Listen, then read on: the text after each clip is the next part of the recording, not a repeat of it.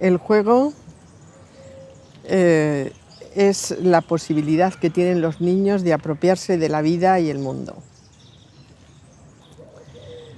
Jugamos porque desde la infancia se necesita apropiarse de la vida, y al apropiarse de la vida necesitas adquirir capacidades, destrezas, competencias que el juego te lo proporciona de una forma natural.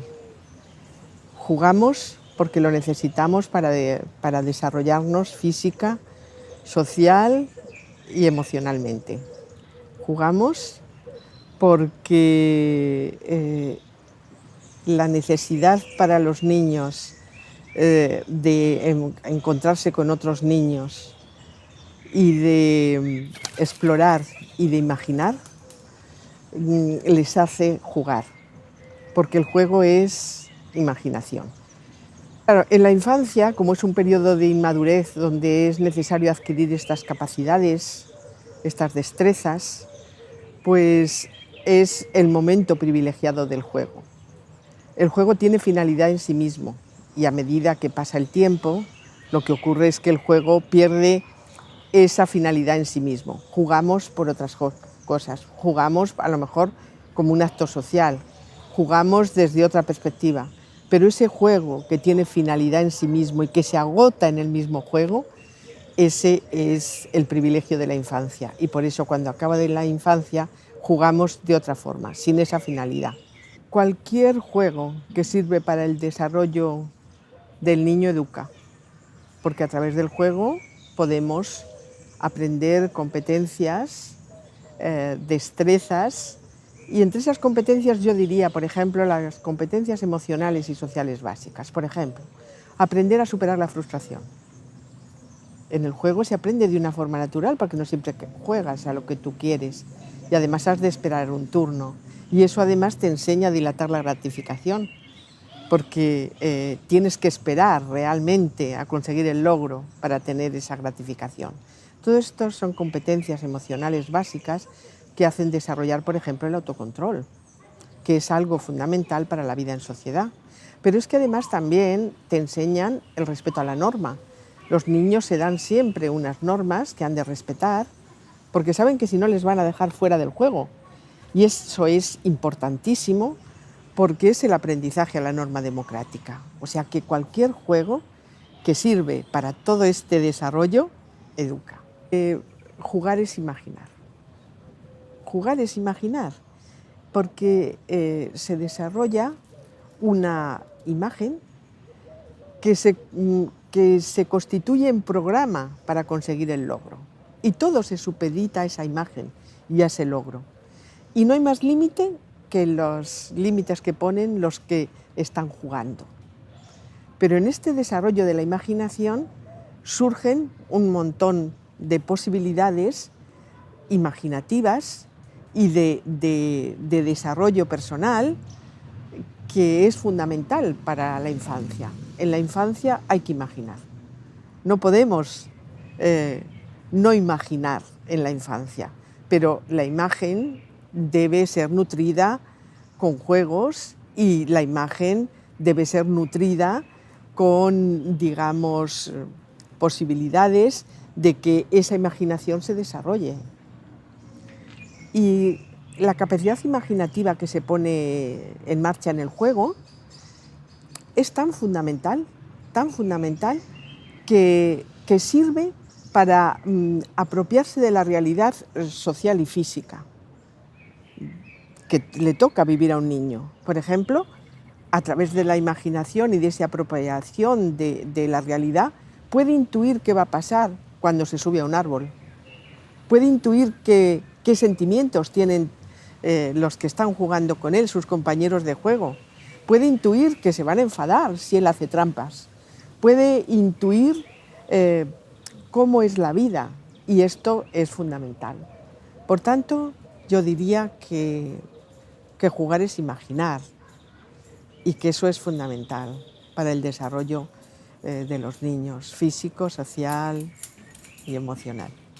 El tiempo de juego es fundamental, Pero hoy, con el avance de la cultura urbana, los niños tienen poco tiempo, pocos espacios y pocos niños con quien jugar.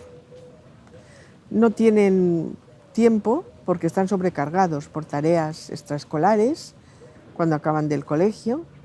Viven muchos de ellos lejos del colegio, luego pierden también tiempo en desplazamiento. Luego, con las actividades extraescolares y las tareas, ya agotan su tiempo. Y claro, la necesidad de jugar es fundamental y esa necesidad de jugar para los niños es diaria, pero hay muchos niños que no pueden diariamente jugar. La calle ha expulsado a los niños por los peligros que les acechan.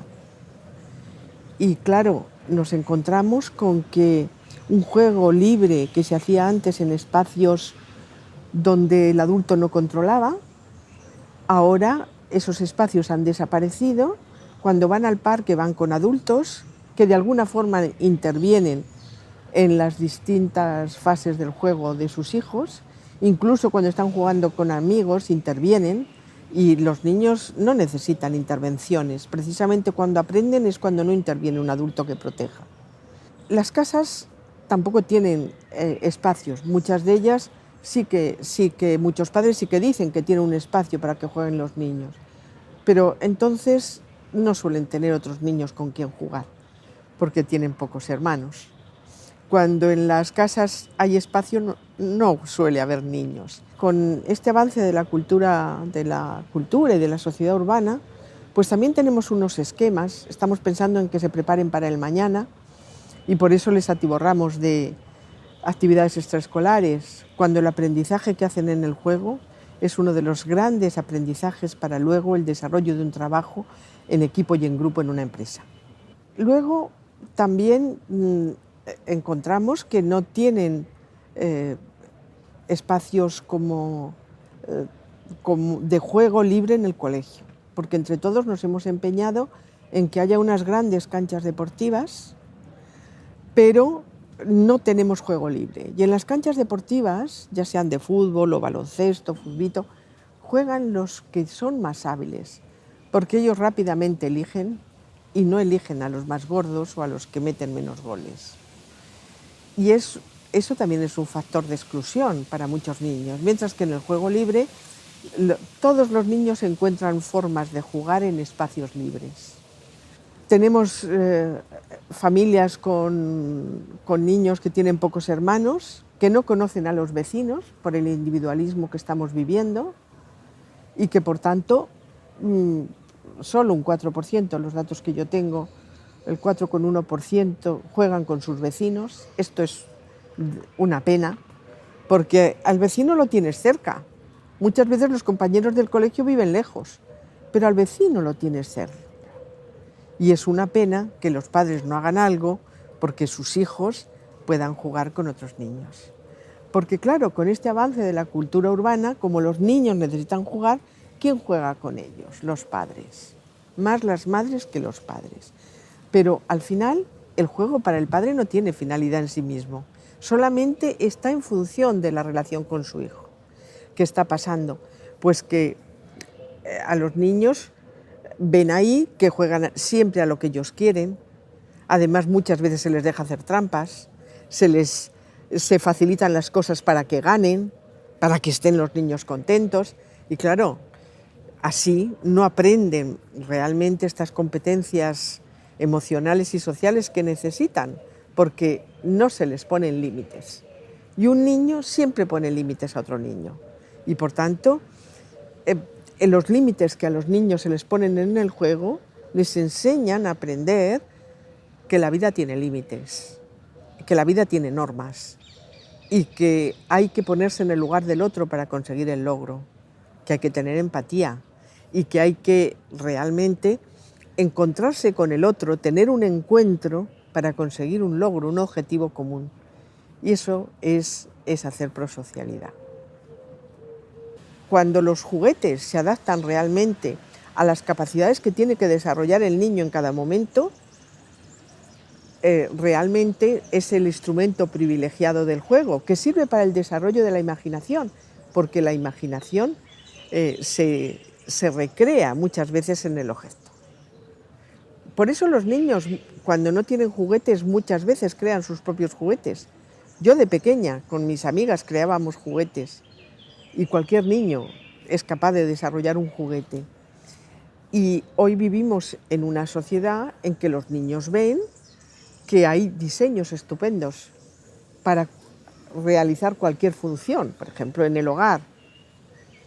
Y por eso los juguetes hoy también se recrean y se diseñan estupendamente para servir a las funciones y a las capacidades que tiene que desarrollar el niño.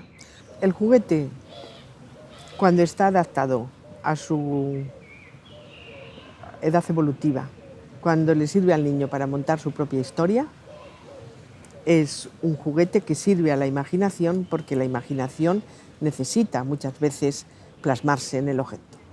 Y entonces ese juguete pues tiene todas las posibilidades de que el niño juegue con él y realmente sea un dinero bien gastado. Si jugar es imaginar, jugar también es crear. Están creando historias, están creando formas de relacionarse, están creando un montón de cosas. Claro, el juguete tiene que servir también para imaginar y tiene que servir también para crear. Pero es que los niños muchas veces utilizan los juguetes de otra forma a como dicen las instrucciones. Yo he visto hacer pistolas con el Esín Castillo, pistolas que disparaban, que salía, una de las piececitas salía. Muchas veces los niños ni siquiera se leen las instrucciones porque es demasiado pesado para ellos y se ponen a jugar con el juguete aunque sea de una forma totalmente diferente. Por tanto, desarrollan su creatividad, aunque no esté pensado el juguete para exactamente para lo que ellos lo utilizan. Porque es muy difícil la creatividad de un niño y la imaginación de un niño cerrarla. Es muy difícil que la puedas cerrar con un objeto. El juguete ese se puede abandonar, porque no sirve para montar su propia historia creativa, imaginativa en ese momento. Pero realmente la utilización del juguete no sirva para cercenar la creatividad, creo que antes se abandonará. Creo que antes se utilizará para otra cosa. Pero pensar que un niño que algo no le motiva, no le sirve para crear y para imaginar, va a estar pendiente de ese juguete y por tanto cercenándose su imaginación, no lo veo tan posible. La escuela va agostando la creatividad de los niños. Esto lo tengo investigado porque hice la tesina sobre creatividad hace muchos años. Porque estamos acostumbrados, los profesores, a que los niños tengan un pensamiento convergente, se adapten a lo que nosotros queremos que hayan aprendido. Y cuando ven las cosas de otra forma, no se las valoramos igual. Cuando hacen preguntas que no están en el guión, a veces nos incomodan. Y eso es cercenar la creatividad y la imaginación del niño. Los profesores creativos desarrollan niños creativos, porque no les dicen esa pregunta no toca, porque cuando el niño va por un camino, el profesor va por delante abriéndole nuevos caminos, porque en realidad la creatividad es como el agua, siempre encuentra salida.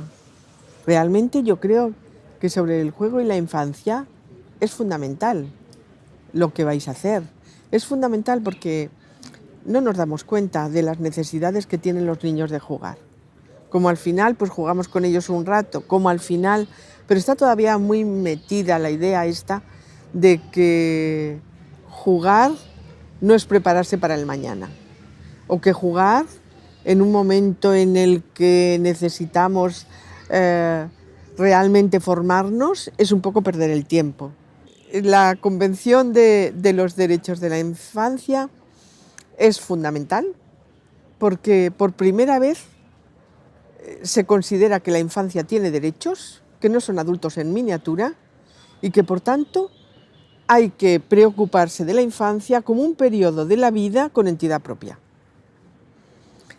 Y los derechos que se plasman a través de esta convención hace a mucha gente plantearse que realmente los niños tienen unos derechos básicos para poderse desarrollar física, moral, espiritualmente, emocionalmente, y esto es fundamental porque realmente la infancia es el futuro y el futuro de cualquier pueblo será mejor y de la humanidad será mejor si realmente se cuidan los derechos de los niños y se potencia este desarrollo. Pero hoy nos encontramos con que en las sociedades como las nuestras, a veces el derecho al juego no está realmente asegurado. ¿Por qué? Por falta de espacios, de tiempo y de otros niños con quien jugar y de posibilidades de imaginar a través del juego.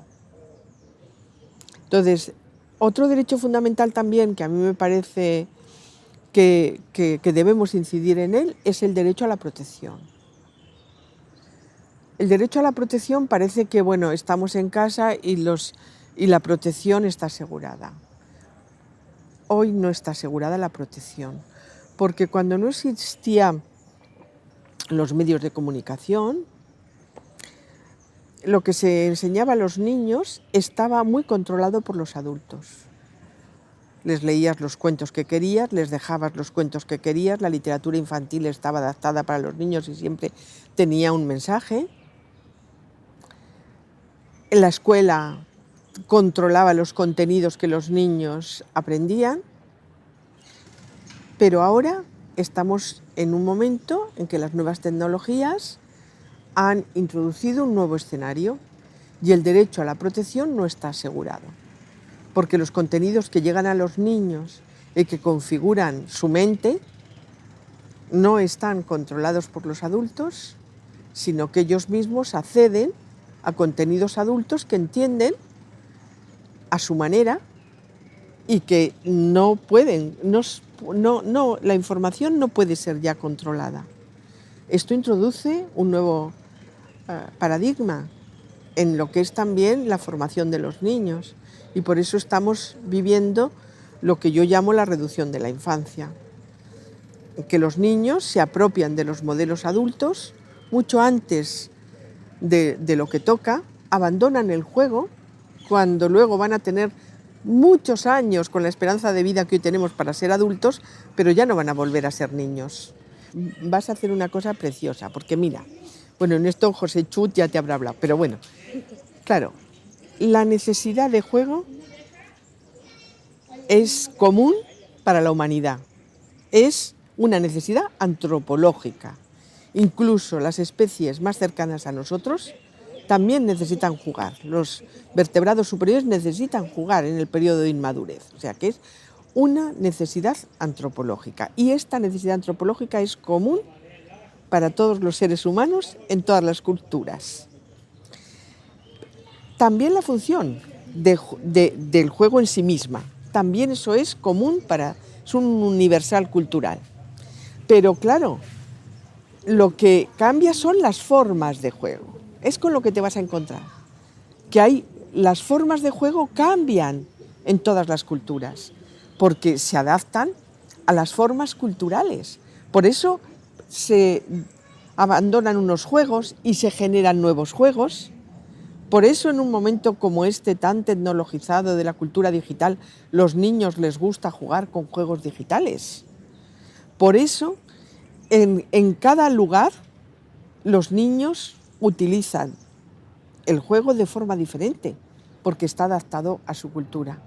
Cuando yo estuve haciendo trabajo de campo en el Valle del Pas, aquí en Cantabria, los niños jugaban con apriscos y vacas, porque en el Valle del Pas se vive de la ganadería. Cuando tú estás en otro pueblo, ves que los niños juegan reproduciendo los modelos adultos, porque es una forma de apropiarse del mundo y de la vida. Luego, por tanto, necesitan realmente las conductas que ven en sus padres, reproducirlas en el juego. Y por tanto, las formas culturales cambian porque cambian las formas de vida. Y al cambiar las formas de vida, como la cultura se adapta porque lo que busca es solucionar el problema de la vida, el juego, que es una forma cultural, se adapta para intentar realmente solucionar el problema del juego adaptado a la cultura de esos niños, y a las necesidades y a los intereses que tienen esos niños. Por tanto, te vas a encontrar con una riqueza estupenda. Pero como hay necesidades, por ejemplo, físicas iguales en todos los niños, pues te vas a encontrar con que la pelota está prácticamente en todas las culturas. Como hay una necesidad del juego simbólico y de reproducir el comportamiento adulto, te vas a encontrar muñecas en todas las culturas. Te vas a encontrar elementos que se repiten en una cultura a otra, porque realmente están obedeciendo a unas formas culturales que llevan aparejada esa solución del problema de la vida de unas necesidades biológicas y de desarrollo físico. Pues sobre creatividad. Porque realmente hoy la imaginación nos encontramos con que se desarrolla muy poco. Piensa que la cultura digital, en ella la imagen se recrea por sí misma, no necesita fuentes evocadoras. Y en cambio, fíjate, cuando leías cuentos que a lo mejor no tenían ni ilustraciones, porque todos los cuentos están súper ilustrados, no tenían apenas ilustraciones, tú, cuando te estaban leyendo el cuento, cuando estabas viendo ese cuento, tu imaginación volaba y se desarrollaba. Y eso es fundamental para la infancia, pues para prever consecuencias, para plantearte situaciones que nunca han sido. Y eso es creatividad. Y eso realmente ahora, con la cultura digital, además los niños están acostumbrados a que dan un botón y ya está.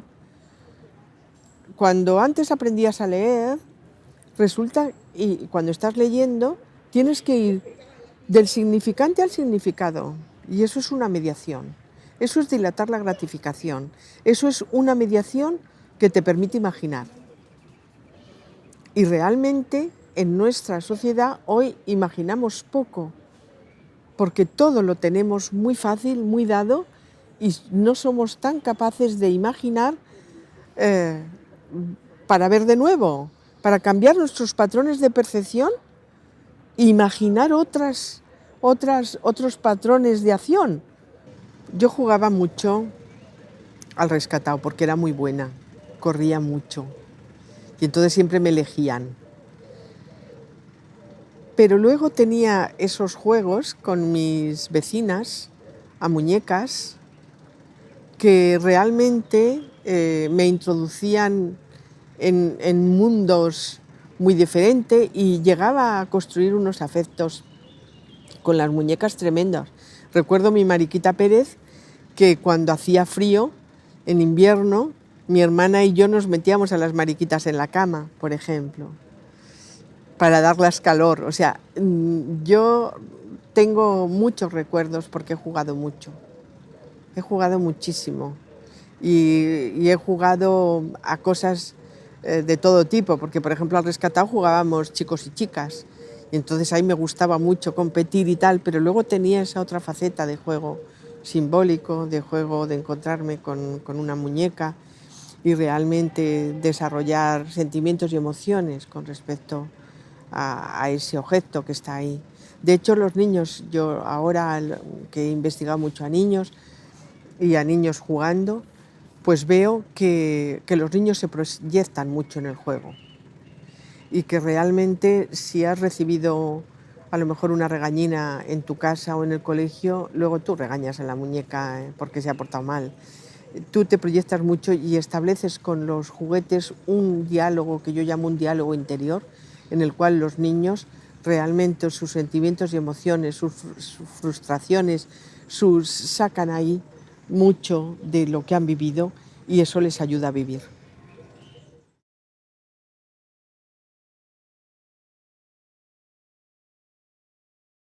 Desarrolle.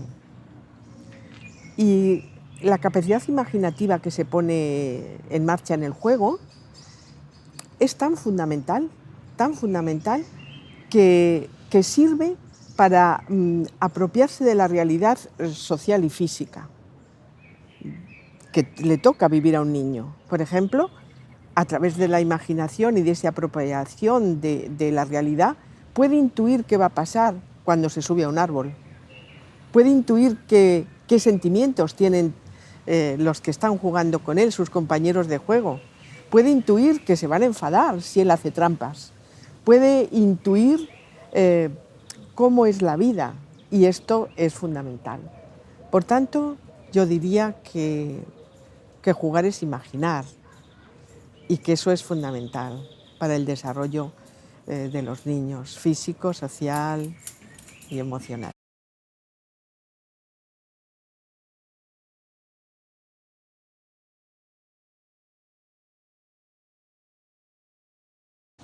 El juego es la posibilidad que tienen los niños de apropiarse de la vida y el mundo. Jugamos porque desde la infancia se necesita apropiarse de la vida, y al apropiarse de la vida necesitas adquirir capacidades, destrezas, competencias que el juego te lo proporciona de una forma natural. Jugamos porque lo necesitamos para desarrollarnos física, social y emocionalmente. Jugamos porque la necesidad para los niños de encontrarse, podemos aprender competencias, destrezas, y entre esas competencias yo diría, por ejemplo, las competencias emocionales y sociales básicas. Por ejemplo, aprender a superar la frustración.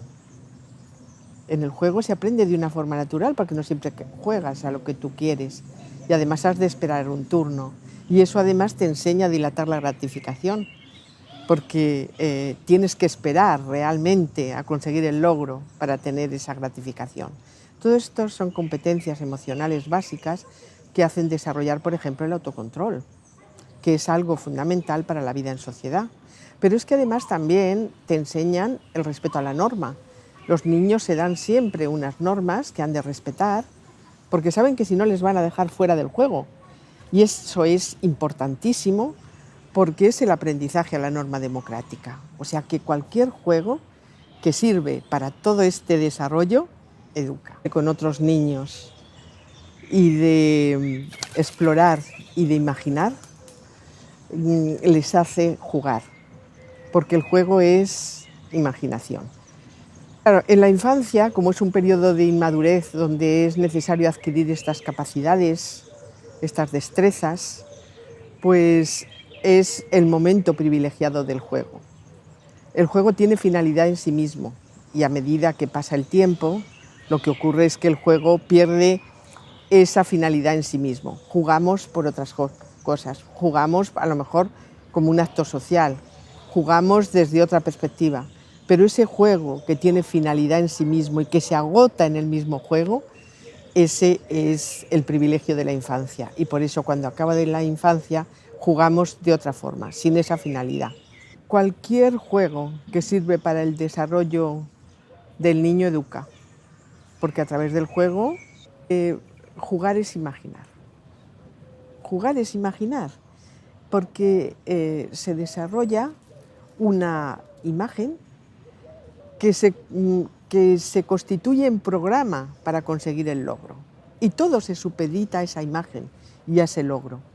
Y no hay más límite que los límites que ponen los que están jugando. Pero en este desarrollo de la imaginación surgen un montón de posibilidades imaginativas y de desarrollo personal que es fundamental para la infancia. En la infancia hay que imaginar. No podemos no imaginar en la infancia, pero la imagen debe ser nutrida con juegos y la imagen debe ser nutrida con, digamos, posibilidades de que esa imaginación se